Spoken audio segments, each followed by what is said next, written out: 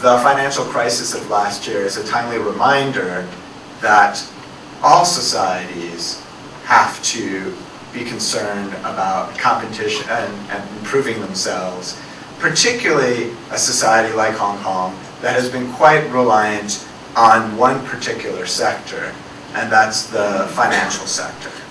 But it's not only the monoculture of finance that should be of concern to people here in Hong Kong. It's also that Hong Kong, compared to other societies in East Asia and beyond, has not done a very good job of promoting new knowledge-intensive industries. And what we found overall was there was a key cluster of problems in Hong Kong's economy. There was weak public R&D funding, and that was concomitant with, as I just mentioned, the sort of poor performance on traditional metrics of R&D.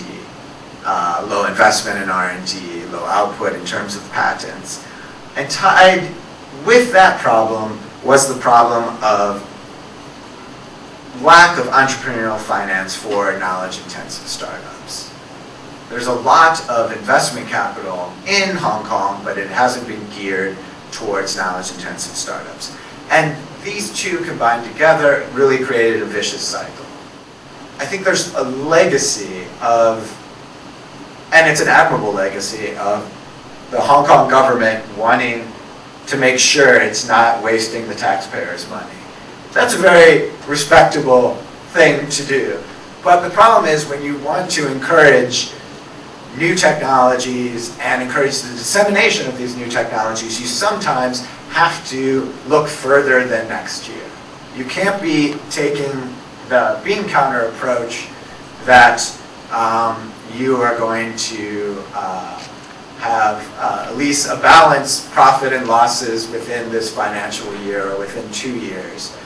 If you look at the successful public research institutes that have been able to foster innovation like ITRI in Taiwan, they've taken a much longer term view.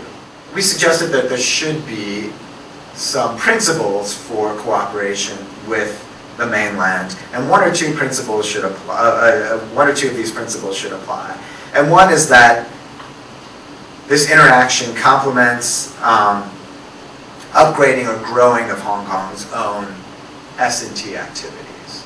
The other principle would be that mainland organizations reciprocate with a similar provision of resources.